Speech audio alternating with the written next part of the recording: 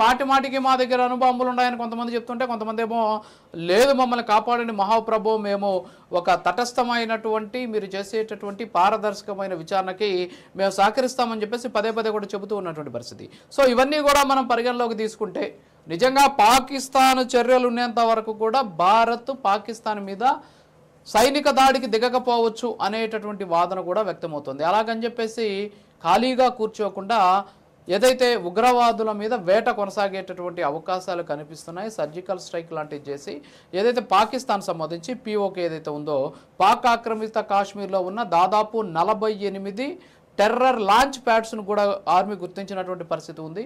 So వాటి మీద attack చేసేటటువంటి ఛాన్సెస్ ఏమైనా ఉన్నాయా, యుద్ధం అనేది పక్కన పెట్టి?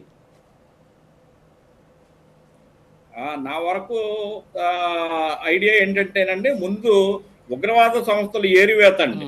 మరి అటు ఉగ్ర సంస్థలను ఏరివేయాలని దుస్థితిలో ఉన్న పాక్ని పక్కన పెట్టి ఆ దేశాన్ని అంతమొందించే కన్నా ఈ ఉగ్ర సంస్థలు బయట దేశాల సహాయం కూడా తీసుకుని ఉగ్ర సంస్థలను అంతమొందించగలిగితే అది ఒక ప్రత్యామ్నాయ పరిస్థితి అండి. అందుకనే మన ప్రధాని మోదీ గారు ఎక్కడికి వెళ్ళినా ఉగ్రవాదం మీద ఉక్కుపాదం అనే నినాదంతో మన ప్రధాని మోదీ గారు బయటకు వెళ్ళడం జరుగుతుందండి. మరి దాదాపు అక్కడ కూడా ఆయన మరి చాలా సక్సెస్ సాధించారని చెప్పొచ్చండి. మరి ప్రస్తుత చర్యలు అయితే ఉగ్రవాదం మీద అని నేను అనుకుంటానండి. ఓకే, సరే, ఉగ్రవాదం పక్కన పెడితే నిజంగా వారు వస్తే భారత్కు ఉన్నటువంటి అనుకూలతలు ఏంటి, పాకిస్తాన్కు ఉన్నటువంటి ప్రతికూలతలు ఏంటి? సో ఏది అణుబాంబులు పక్కన పెడతాం, అణ్వాయుధాలు పక్కన పెడతాం, సో సైనిక సంపత్తి, అలాగే ఉన్నటువంటి టెక్నాలజీ, అలాగే లాజిస్టిక్స్, అంటే లాజిస్టిక్స్ మీన్స్ వెపన్స్ కావచ్చు, సో ఇతరత్ర వీటి విషయంలో పాకిస్తాన్కు ఉన్నటువంటి నెగిటివ్స్ ఏంటి, అలాగే భారత్కు ఉన్నటువంటి పాజిటివ్స్ ఏంటి, ఎలా అనుకోవచ్చు? పాకిస్తాన్కి అయితే అన్ని నెగిటివ్స్ అండి, పాజిటివ్ పాయింట్ ఏది లేదు. పాకిస్తాన్ సైనిక శక్తిలో మనకి పాకిస్తాన్కి అసలు లెక్క కట్టలేని పరిస్థితి అండి. మన ప్రపంచ దేశాల్లోనే 5వ అత్యంత ఆయుధ సంపత్తి కలిగిన దేశం భారతదేశం అండి. మరి దాన్ని లెక్కేసుకుంటే పాకిస్తాన్ మనకు అసలు లెక్క కాదండి. పాకిస్తాన్ని ఆయుధ సంపత్తిలో పాకిస్తాన్ని మనం లెక్కలు చూసి దాన్ని భయపడవలసిన పరిస్థితి, అసలు దాన్ని దాదాపుగా పూర్తిగా వెనక్కి నెట్టేయచ్చండి. దాంట్లో అణుమాత్రం కూడా దాన్ని లెక్కల్లో తీసుకోకర్లా. అలాగే తర్వాత సైనిక సంపత్తి కూడానండి, సైనిక సంపత్తిలో కూడా మనం చూస్తేనండి అది చాలా వెనకబడి ఉంది.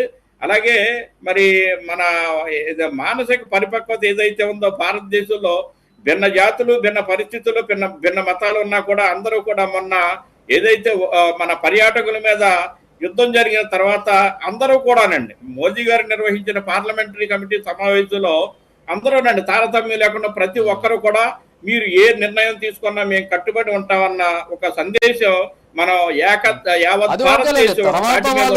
రాజకీయపరమైనటువంటి అంశంగా మార్చేసే ప్రయత్నం చేశారు. ఓకే, భారతదేశం మొత్తం కూడా ఈరోజు ఏకతాటిపైకి వచ్చింది. సరే, ఇంకా రాజకీయ పరంగా రాజకీయ పార్టీలు రకరకాలైనటువంటి వాళ్ళకు ఉన్నటువంటి ప్రయారిటీస్ వాళ్ళకు ఉంటాయి. తర్వాత వాళ్ళు మాట మార్చారు, ఏ విధంగా వాళ్ళు మాట్లాడుతున్నారు,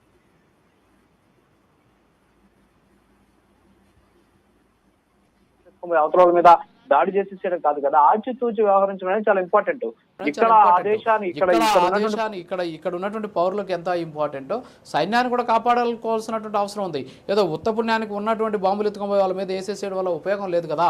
పాకిస్తాన్ని అన్ని రకాలుగా నిర్వహించిన తర్వాత వాళ్ళు తగ్గితే ఓకే, తగ్గకపోతే అప్పుడు యుద్ధానికి వెళ్ళేటువంటి ఛాన్సెస్ ఉన్నాయి. అలా కాకుండా ఇంకా ఎందుకు వెయిట్ చేస్తున్నారు, ఇంకా ఎందుకు వాళ్ళ మీద బాంబులు లేదు, ఇంకా ఎందుకు పాకిస్తాన్ని మట్టు పెట్టలేదని రకరకాలైనటువంటి మాటలు కూడా మాట్లాడుతున్నారు. ఇవన్నీ ఎలా తీసుకోవచ్చు అంటారు సార్?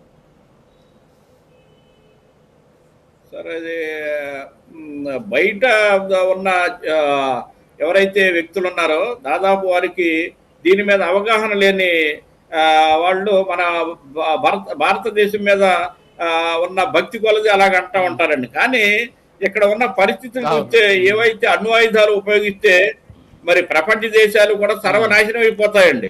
అవన్నీ దృష్టిలో పెట్టుకుని మరి యుద్ధం తీవ్రతరం దాల్చినా, యుద్ధానికి వెళ్లాల్సిన పరిస్థితి వచ్చినా అది మనం అనుకున్నట్టు దుందుడు చర్యగా మనం ప్రారంభించడానికి అది కుదరదండి. ముందు ఎన్నైతే అస్త్రాలు ఉన్నాయో శాంతియుత చర్చలు జరపడానికి, లేకపోతే ఉగ్రవాద సంస్థల మీద ఏదైతే మన దాడులు ప్రతి దాడులు నిర్వహించి దాన్ని మనం ఒక దారిలోకి తీసుకురాగలవా, నియంత్రించగలవా అన్న దాని మీదే ప్రతి ఒక్కరు ఫోకస్ పెడతారండి. మరి ఇది ఎవరైతే మనకి జాతీయ భద్రతా సలహాదారు ఎవరైతే ఉన్నారండి అజిత్ దోవల్, మరి ఆయన గూఢచర్యలు ఆయన మించిన వ్యక్తి మన దాదాపుగా భారతదేశంలో మరి మనకి ఆయన చాలా అమూల్యమైన వ్యక్తి అండి. పాకిస్తాన్ లో కూడా దాదాపు 7-8 సంవత్సరాలు ఆయన గూఢచర్య మరి చేసి అక్కడ ఉన్న పూర్తి పరిస్థితులు మరి ఆయన అవగాహన చేసుకొని మరి ఇప్పుడు మనకి సలహాదారుగా ఉన్నారండి. మరి ఆయన యుక్తి ఎత్తుకు పై ఎత్తులు కూడా మనకి చాలా కలిసి వచ్చే అంశం అండి.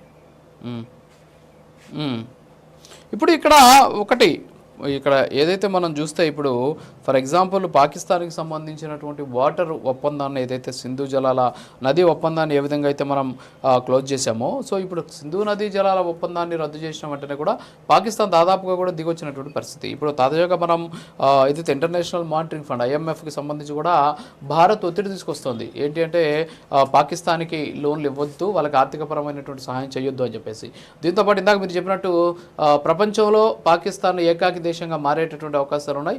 అంతేకాకుండా అలాంటి చర్యలు కూడా భారత్ ఆల్రెడీ స్టార్ట్ చేసేసినటువంటి పరిస్థితి. అంటే ఆల్మోస్ట్ వాళ్ళ కాలబేరానికి వచ్చేసినట్టు కనిపిస్తుంది కదా. మరి అయినా సరే ఎందుకు ఇలాంటి వాదన ఎందుకు వ్యక్తమవుతుంది అనుకోవచ్చు మనం?